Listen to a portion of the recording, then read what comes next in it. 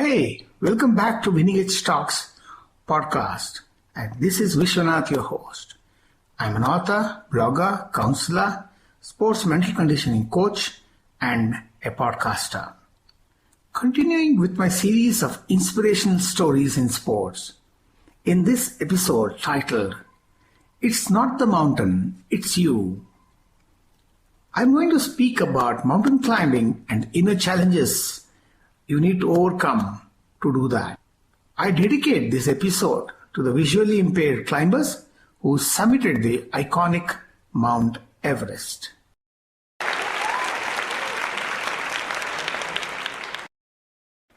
Towards the end of 2022, when the trailers, promos and interviews of the Rajashri production started, Unchai, starring Amitabh Bachchan, Anupam Kher, Bomani Rani, Danny Denzongpa, Sarika and Nino Gupta, and directed by Suraj Prajatia came out, it got me excited.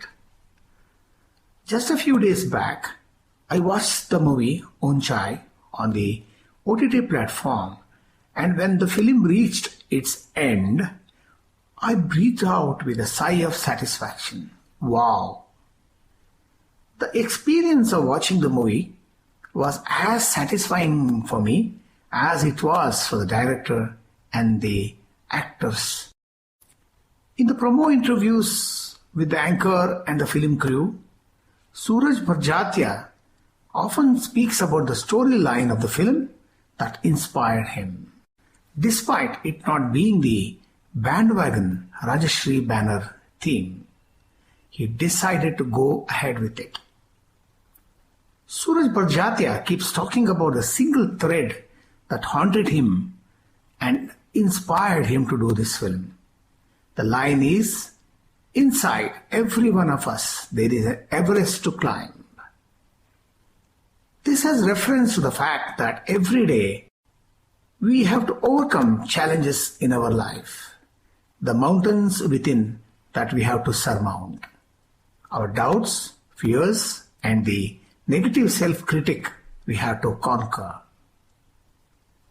With his quote, Sir Edmund Hillary appears to agree with this statement. He once famously said, I quote, "It's not the mountain that we conquer, but ourselves."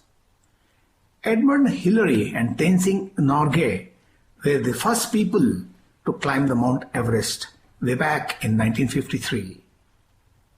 Though the film was not in his own comfort zone, Suraj Prajatia decided to go ahead with the challenge and climb the Unchai, the yardstick of a Rajashri film. Unchai means height or altitude in English. Suraj Prajatia was not bothered about the profits the film would make. No matter what, he wanted to do it and he did it. It was not easy for Rajashri Productions to take a film unit 400 people strong up the Himalayas to the base camp with all the challenges with nature. To remind you, the weather changes in a jiffy and bright sunlight turns into thunder showers and lightning. But Suraj Prajatia explored in the possibilities and made it. In fact, Amitabh Ji is an author in the film. He has to launch his latest book, Possibility. When I was watching Unchai, my memory went back to a few years when I ventured with a few friends to go on a trekking expedition to Kudremukh, the third tallest peak in Karnataka state, India. The Kudremukh peak stands at 1894 meters or 6213 feet high. It was not an easy climb, and I was an amateur climber at that. The trekking path is natural and not man-made. The government has not made any facility to make your climb smoother. The path is riddled with stones, pebbles, rocks, and slippery slopes. I slid, fell, tumbled many times, and every time it happened, my fears grew.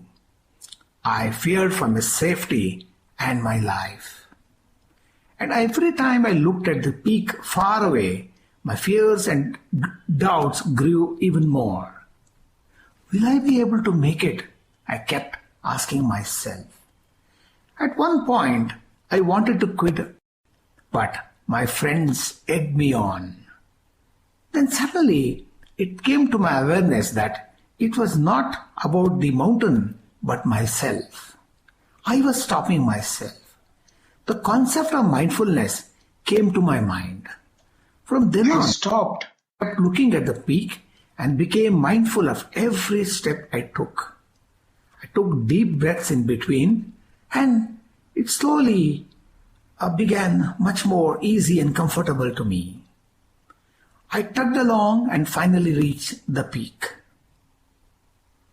After watching the movie Unchai, I began to wonder if it is so difficult to walk up to the base camp of Everest, which is at an altitude of 16,000 feet in subtemperatures of 6 or 8 degrees, then how difficult it would be for climbers to scale the summit of Everest, which stands about 29,000 feet.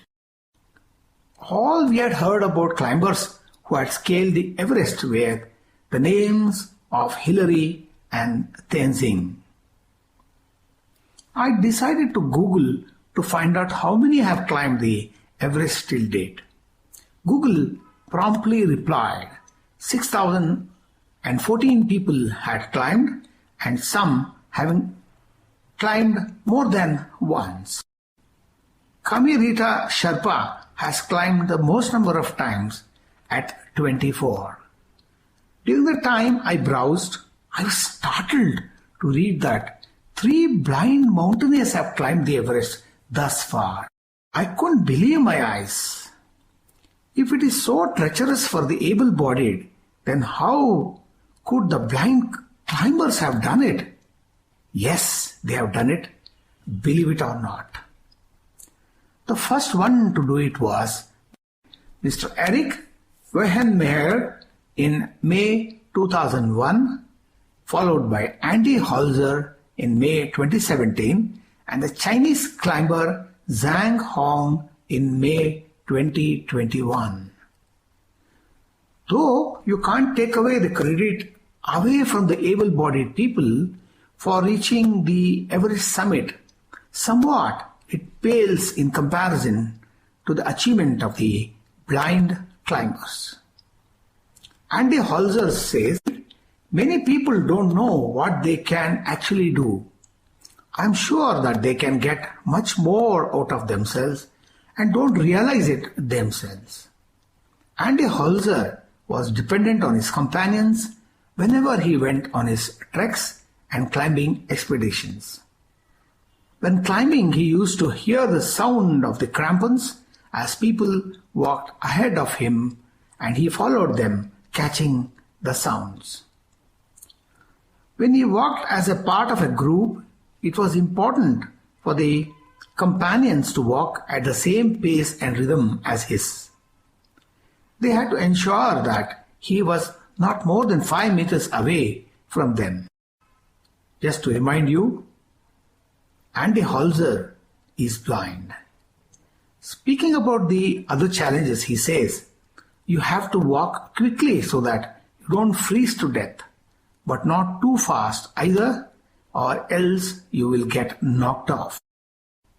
Blind people often compensate for the lack of sight with a pronounced sense of hearing. They see things completely differently.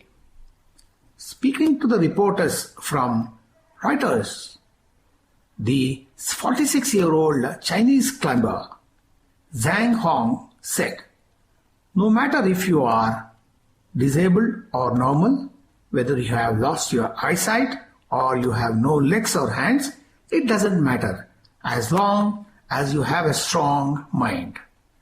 You can always complete something that other people say you can't. The story of Eric Wehenmeyer makes fascinating reading. Eric has climbed 7 major peaks that falls in all the continents of the world. He climbed the Everest in 2001. He scaled the El Capitan, which is a 3,300 feet tall, hanging granite monolith. He climbed a 3,000 feet high waterfall in the Himalayas. He completed the most brutal adventure race in the world, 460 miles in 9 days. He is a solo paraglider and a rafter. He is a world-class athlete, skydiver, long-distance biker, marathon runner, scuba diver, and member of the College Wrestling Hall of Fame. He is the author of 2 books and is one of the most sought-after motivational speakers in the world. He is married and has 2 children, a girl and a boy. The boy, Arjun, is a Nepalese child he has adopted. To continue with his inspirational story, Eric Weinmeier was discovered to be suffering from the disorder of the eye called retinoschisis at an early age of 6, and by the age of 13 he was totally blind. He was afraid he would lose out on his life, but with encouragement and support coming from his parents, he would conquer his fears and never felt limited by the handicap. Then another tragedy struck in his early life. His mother, who was very dear to him, died in a car accident. He was devastated. But he bounced back. He has always been physically active and an outdoor person, says his father. A training camp was organized at Mount Rainier before setting off to the Mount Everest in 2001, and as a part of the training, Eric had to set a tent independently on the snowfield. As he tried to insert one of the poles into the tent sleeve, he found it extremely difficult to do it with a pair of thick gloves on. Finally, he was able to do it with gloves removed. After this incident, he returned to his home at Phoenix, USA, and practiced pitching the tent with thick gloves on in very high temperature. There was a day when Eric could pitch a tent faster than his teammates who were blessed with normal eyesight. He even learned to haul up his equipment up the hill, to feel the cracks in the rocks and place pegs in them. He listens to sound to make out the difference between hard and soft ice. To remind you, he is blind. With circumstances forcing the climbers to be on their own on the icy snow-filled mountains, Eric was comfortable climbing and sleeping alone. The only time he used the assistance of his teammates was to guide him to know the dangers that lay ahead. These are the feats of a blind person who wanted to be self-reliant and show the world that he was differently abled. Eric is the visionary to those who can see but have lost their vision in life. The journey of life is no bed of roses. People suffer setbacks, adversities, diseases, mishaps, and other tragedies. They sink into despair and question themselves and God, why me? These, especially the able-bodied, can draw a lot of inspiration from these blind climbers and the differently abled. Their determination, resolve, mental strength, and the ability to overcome fears is a huge lesson to the normal and the able-bodied. Similar inspirations can be drawn from the people who take part in tough, grueling races across the world and people who take part in adventure sports. They overcome pain, discomfort, and other challenges, all with their mental toughness, because when put to extreme challenges, it is the mind that gives up first. Mountain climbing, trekking, and adventure sports appear to be mere physical, but they are not. They are more mental than physical. They train us to surmount the many mountains within us every day that appear as challenges, doubts, fears, negative, self-fulfilling prophecies. This is all I have for you in this episode. Hope you enjoyed it. Get in touch. Visit my website www.winningedgeconsulting.in winningedgeconsulting.in. This is Vishwanath signing off for Winning Edge Talks podcast.